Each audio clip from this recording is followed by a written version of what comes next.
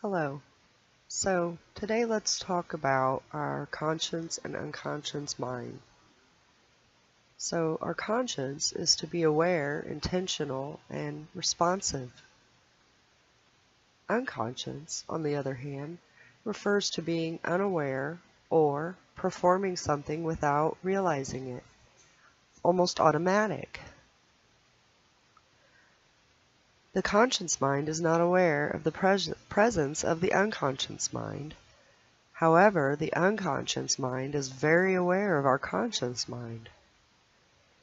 The conscious mind is logical and rational. It reacts to different situations in life. However, our emotions are being credited with the unconscious mind. So, what is our unconscious mind capable of? For me, this subject has fascinated me since a very early teenage. So, let's just get a bit into it. 1, it operates the physical body. Next, it has a direct connection with the divine. Our unconscious remembers everything. It stores emotions in our physical bodies. It also maintains genealogical instincts. It creates and maintains for repeating patterns. The unconscious uses metaphors, imagery, and symbols. It also takes direction from the conscious mind. It accepts the information literally and personally and does not process negative commands. So let's just look at a couple tests and show a few things that our unconscious mind can do. Some people swear that if they want to wake up at 6 a.m., they just bang their head on the pillow 6 times before they go to sleep. Sounds crazy, right? Well, maybe not. A study from 1999 shows that it all comes down to some nifty unconscious processing. So, for 3 nights, a team at the University of Lübeck in Germany put 15 volunteers to bed at midnight.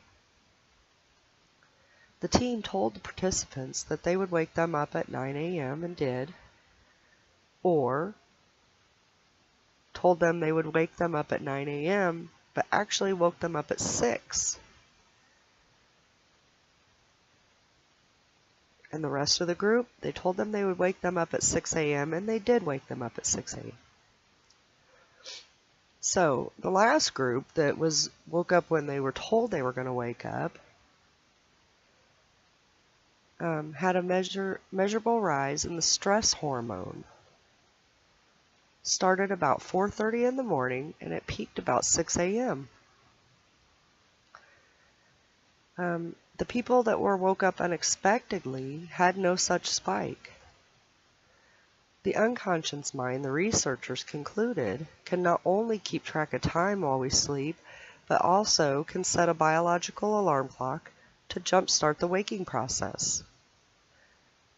The pillow ritual might help set the alarm. Again, it could just be the fact that we think about it before we go to sleep.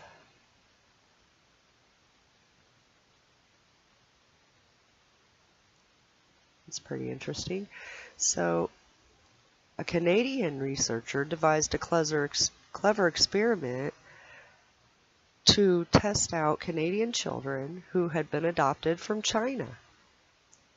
So these kids heard Chinese spoken during the first year or 2 of their lives, but they left China before learning to speak the language themselves.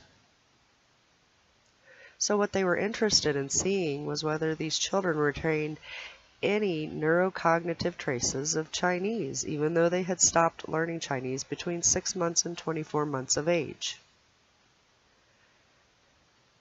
Jean's study, published in the Proceedings of the National Academy of Scientists, suggests that hearing Chinese left an imprint on the adopted children's brains that could be detected a decade or more later.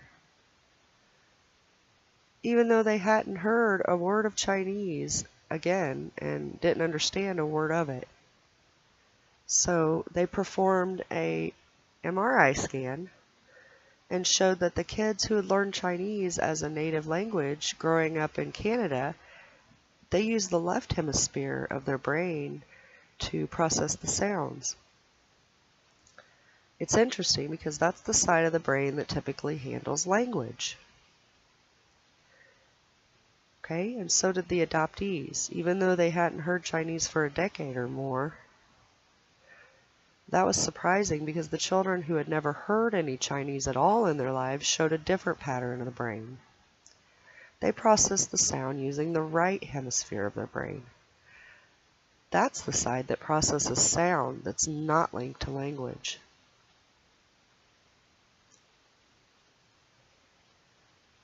So, what about the dream state? From preparing mentally, controlling your environment, to dreaming itself, you can take steps to influence the nature of your dreams. First, think about what you want to dream ahead of time. Second, remind yourself you want to influence your dreams before bed. Always make sure you get an adequate amount of sleep each night. It's vital to controlling the direction of your dreams. Also, understand that sleeping in different positions can affect your dreams. Those that frequently sleep on their stomach, it can affect your breathing. Your breathing may become short, and for some reason, it seems to sexually charge the dreams. There's much more than that we can learn about dreaming in our unconscious mind. When you wake, if you want to study this, keep a dream journal. Write in it upon waking up, but before you leave your bed. You'd be surprised at how vividly you remember your dreams upon first waking, and how they fade as the day goes on.